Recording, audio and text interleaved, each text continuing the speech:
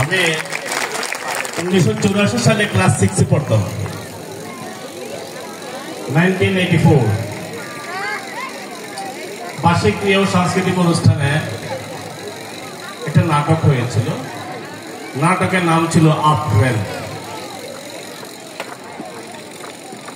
সেই নাটক মঞ্চস্থ করেছিল আমাদের একজন শিক্ষক। তিনি তৎসময়ে ঢাকা বিশ্ববিদ্যালয়ের বাংলা বিভাগ থেকে অনার্স মাস্টার্স করে আমাদের হাই স্কুলে যোগদান করেন।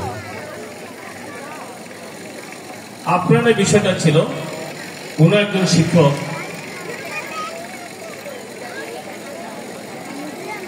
তার শিক্ষার্থীকে পড়াশোনা করাতেন, কিন্তু শিক্ষার্থীর বাড়িঘর, মা বাবা কেউই ছিল না। এখন শিক্ষক তার নিজের প্রয়োজনে সে এই স্থান ত্যাগ করবে, চলে যাবে এখান থেকে। শিক্ষার্থী জিজ্ঞেস করছিল, স্যার এখন আমি কি করে পড়বো? তখন বলছে, তুমি মাটি আছে না, মাটিতে লিখবে, গাছের পাতায় লিখবে। এখন তুমি যেখানে যা পাবে তাই পড়বে, পড়াশোনা তুমি বন্ধ করবে না। আপনার নাটকটা আমার জীবনকে একদম পাল্টে দিয়েছে। 1971 লিবারেশন ওয়ার আমার বাবা মারা গেছে। তো আমাদের আর্থিক অবস্থা যথেষ্ট ভালো থাকলেও যখন বাবা না থাকে তখন কিন্তু অনেক সমস্যায় তৈরি হয়। আমার পক্ষেও পড়াশোনা চালানোটা ছিল খুবই কঠিন।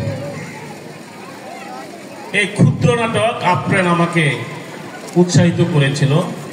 আজকের এই নাটকটা যেভাবে শিক্ষক শিক্ষার্থীকে অনেক পরিকল্পিতভাবে সহযোগিতা করেছে, আমাদের তৎসময়ের শিক্ষকগণ আমাদেরকে এইভাবে সহযোগিতা করেছে। আমাদের ক্লাসের শিক্ষার্থীরাও আমরা যারা পিছিয়ে ছিলাম আর্থিকভাবে, মানসিকভাবে এবং অন্যান্যভাবে তারা সহযোগিতা করেছে। আমাদের টিচার এখানে জানেন, আমি একদম সকাল থেকে বেরিয়ে পড়ি স্কুলগুলো দেখার জন্য, মাদ্রাসা দেখার জন্য, কলেজগুলো দেখার জন্য। কেন? একটাই কারণ, শিক্ষা আমার অধিকার, এই অধিকার সবার চাই। সবাই যখন শিক্ষিত হবে তখনই সে অধিকারের কথা বুঝবে, তখনই দেশটা সুন্দর হবে। আমি অত্র প্রতিষ্ঠানে স্যাররা যে সুন্দর একটা পরিকল্পনা করে প্রোগ্রামটা করেছেন সেই জন্য আন্তরিক ধন্যবাদ এবং কৃতজ্ঞতা জানাচ্ছি। প্রিয় উপস্থিতি, আমাদের একজন শিক্ষার্থী বক্তব্য দিয়েছেন। বক্তব্যের একটা অংশ বলছি, তার বক্তব্যে সে বলেছে, বার্ষিক ক্রিয়া ও সাংস্কৃতিক অনুষ্ঠান হলো একটা প্রতিষ্ঠানের পুরো বছরের সামগ্রিক কার্যক্রমটাকে একদিনে কিছু সময়ের মধ্যে উপস্থাপন করা। 365 দিন আপনি প্রতিষ্ঠানে কি করেছেন? বার্ষিক ক্রিয়া প্রতিযোগিতার মাধ্যমে এটা উপস্থাপন করা সম্ভব। যেমন আপনারা এই প্রতিষ্ঠানের শিক্ষার্থীরা মানবিক চিন্তা করেন, শিক্ষকরা মানবিক চিন্তা করেন, একে অপরকে সহযোগিতা করেন। এই ছোট্ট নাটিকার মাধ্যমে সেটা উপস্থাপন হয়েছে। একে অপরের সহযোগিতা করা, দেশপ্রেম থাকা, আন্তরিক থাকা। আমি অনুরোধ করব প্রতি বছর আপনার বার্ষিক ক্রিয়া প্রতিযোগিতা করবেন, নিজস্ব পরিমণ্ডলে করবেন। বড় অতিথি আসলে দেখা যায় অতিথিকে প্রোটোকল দিতে গিয়ে মূল অনুষ্ঠানটা সুন্দরভাবে করা যায় না। সারা দিন ব্যাপী প্রোগ্রাম করবেন, প্রত্যেকের হাতে যাতে পুরস্কার থাকে, সবাই যাতে খুশি থাকে, প্রত্যেকটা ইভেন্টকে আপনারা কার্যকর করার চেষ্টা করবেন, সবার জন্য শিক্ষণীয় করার চেষ্টা করবেন। আমি ছেলে শিক্ষার্থীদের প্রতি অনুরোধ রাখবো, এখানে তোমাদের সংখ্যা অন্যান্য প্রতিষ্ঠানের চেয়ে বেশি। আমরা অনেক প্রতিষ্ঠান ভিজিট করি, মেয়ে শিক্ষার্থীর সংখ্যা বেশি থাকে। একটু ব্যতিক্রম, এই প্রতিষ্ঠানের ছেলে শিক্ষার্থীর সংখ্যা বেশি আছে। তোমরা সবাই চেষ্টা করবে শিক্ষকদের কথা শোনার জন্য। শিক্ষার্থী সবার জন্য আমি কথাটা বলছি। ছেলেদের মাথার চুলটা, হেয়ার স্টাইলটা যাতে সুন্দর হয়, ছেলেদের হেয়ার স্টাইল যাতে সুন্দর হয়। তোমার হেয়ার স্টাইল যাতে সিএনজি ড্রাইভারের মতো না হয়, বাসের কন্ডাক্টর হেল্পারের মতো না হয়। সবাই সাবধানে থাকবা। মাদক থেকে সাবধানে থাকবা। আর এই মুহূর্তে সবচেয়ে ভয়ঙ্কর একটা রোগের নাম হলো প্রেম রোগ। এই 6, 7, 8, 9 গেলে এই ভার্চুয়াল জগতে স্মার্টফোনের সময় ইউটিউব চার্জ করে, ইনস্টাগ্রাম চার্জ করে অনেক কিছু দেখার কারণে আমাদের ছেলে মেয়েরা এই প্রেম নামক একটা রোগের সাথে জড়িত হয়ে পড়ে। এই রোগে যাকে ধরে তার জীবন শেষ হয়ে যায়।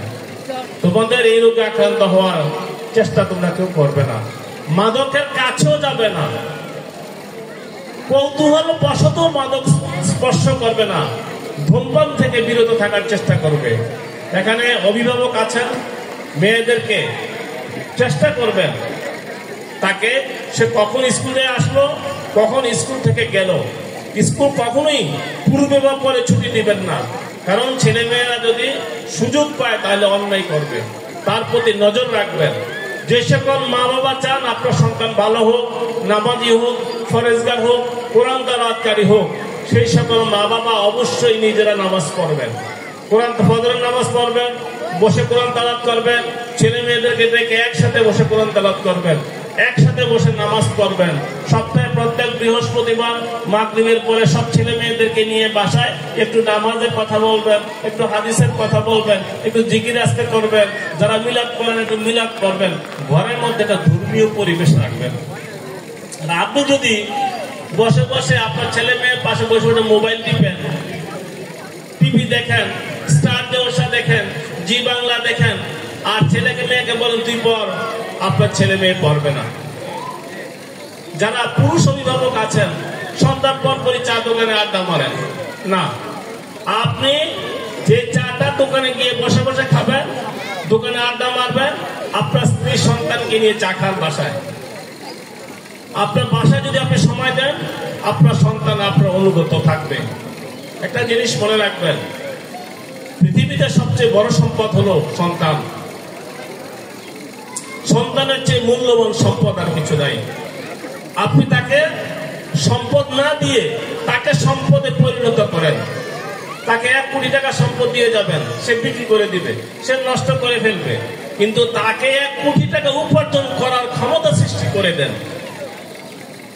প্রিয় উপস্থিতি, এই সকল প্রোগ্রামে ভারী ভারী কথা ভালো লাগে না, আনন্দের কথা ভালো লাগে, গান বাজনা ভালো লাগে। তারপরও আমাকে ইনভাইট করেছে, আমি 2-4টা কথা বললাম, আপনারা কিছু মনে করবেন না।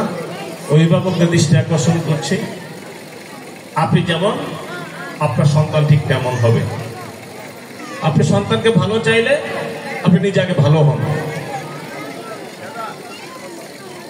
সূর্যাস্তের পরে আপনার সন্তানকে ঘর থেকে বের হতে দিবেন না। সূর্যাস্তের পূর্বে তার কাজ শেষ করে দিবেন।